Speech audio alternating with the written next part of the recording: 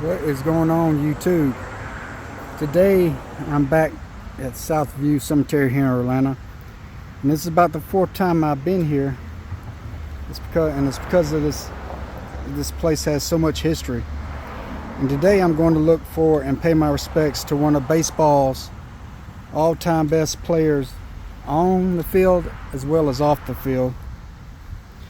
And that person is none other than Henry Louis Aaron, also known as Hammering Hank Aaron. Before I begin, let me say welcome back to people of the past. Please consider subscribing, hitting the like button, and share, and also leave a comment. Alright, so let's get started. Hank Aaron was born in Mobile, Alabama to Estelle and Herbert Aaron Sr. on February 5th, 1934. He is one of 8 children, and the family was very poor. Could not afford sporting equipment, so a young Hank Aaron would use whatever he could find to make a bat and ball. Sometimes he would use sticks and bottles caps. His childhood idol, of course, would probably any baseball fan at that time, would be Jackie Robinson. Now, although Mr. Aaron was known publicly and professionally by Hank, he said he preferred to be called Henry. So Mr. Young Henry loved baseball and football and focused more on them than he did his studies. He attended Central High School, where he excelled in both football and baseball. The school did not have an organized sports program, so he would play outfield and third base for the Mobile Black Bears, a semi-pro team.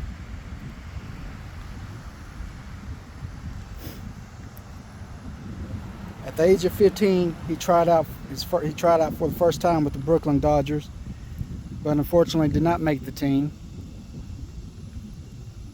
And so he returned to school for his junior year.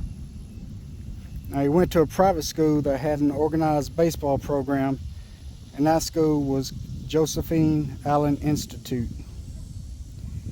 In 1951, at the age of 18, he quit school and started playing baseball for the Negro League team, the Indianapolis Clowns. He would not play long before they would call him up, but he did help the team win the World Series in 1952. It'd be the little minor league team. He played with them for 3 months, and then he received 2 offers, one from the New York Giants and one from the Boston Braves. Years later, he said he signed with the Braves because they offered him $50 more. And that is what kept him and Willie Mays from being teammates. And can you imagine them two playing together? I think that would be awesome.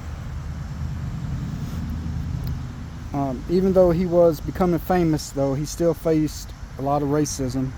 He recalled eating at a restaurant when he heard dishes being broken in the back because a black person had eaten off of them. But he would say if a dog had eaten off of him, they would just wash the plates and serve them again. And with Jim Crow laws of the South, he was not allowed to stay with his team in certain areas of the South. So the Braves purchased Mr. Aaron's contract from the Clowns for $10,000. And the GM at that time, John Gwynn, said he thought it was a steal because he felt like he was worth $100,000. And his career started taking off. He would win Most Valuable Player in 1953. Now, he spent the winter of '53 playing in Puerto Rico, which saw him move from second base to outfield and a better hitter. In 1954, while playing his spring game, Bobby Thomas fractured his ankle, and that made room for Hank Aaron on the team. He made his major league debut on April 13th and went hitless in 5 at-bats. His first major league hit came 2 days later, and his first home run 8 days later. Now, after he fractured his foot, he changed his number from 5 to 44. And that's him with the Milwaukee Braves. And that's him after he changed his number to 44.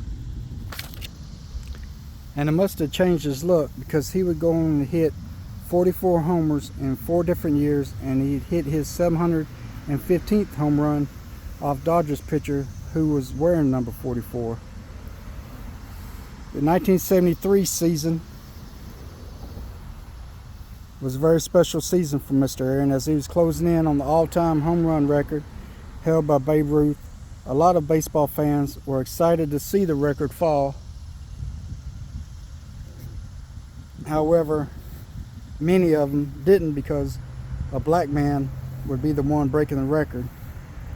However, at the end of the season, Mr. Aaron would have to wait, because he fell 1 home run shy of tying the record.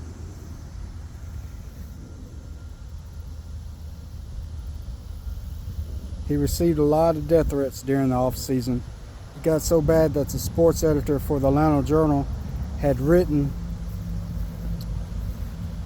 actually an obituary, because he was afraid that Aaron would be killed. And even Babe Ruth's wife tried to quiet all the hateful talk about the record, saying that her husband would cheer for Mr. Aaron. At the beginning of the '74 season, the Braves wanted to sit him so he could break the record at home. However, the commissioner of baseball said they could not do that. So he did, and he hit a home run on his first time up, which that tied the record. Then the Braves returned to Atlanta on April 8th. In the 4th inning, he broke the record. He would go on to break other records like the RBIs and others. He would hit his final home run, number 755, playing for the Milwaukee Brewers, and would stand for 31 years until Barry Bonds broke it. And say what you want to, and a lot of people don't consider Barry Bonds the home run champion, but it's not for me to say that. So after his career, he would return to Atlanta to become vice president and director of player development in 1982. He was elected to the Baseball Hall of Fame with the second most percentage points in baseball history. Now, outside of working for the Braves in the office, he owned many car dealerships throughout the Atlanta area. One was a BMW dealership, where he would autograph a baseball if you bought a car. In his personal life, he was married twice and has 6 children.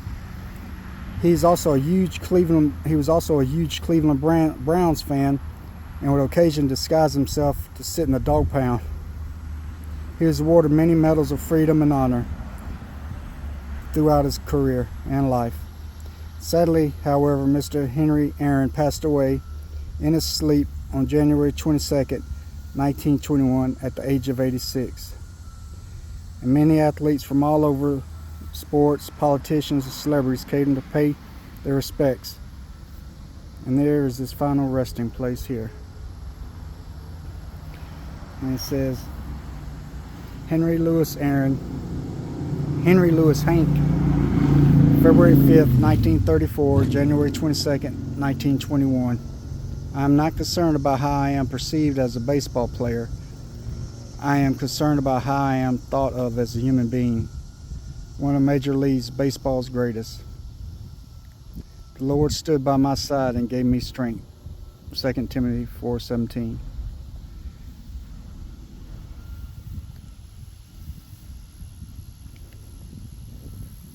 And I was here a few weeks ago and did the story on Martin Luther King's Sr. and his wife, and they're actually buried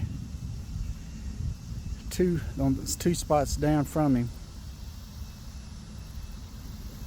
So if you want to come, you would come in the gate and walk and turn and come straight down, and he's right here, and then there's the King family.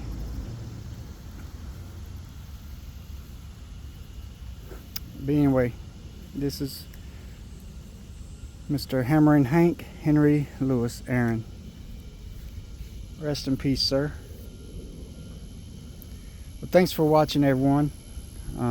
Please consider once again liking, sharing, subscribing, all that good stuff. And I'll see you next on the People of the Past.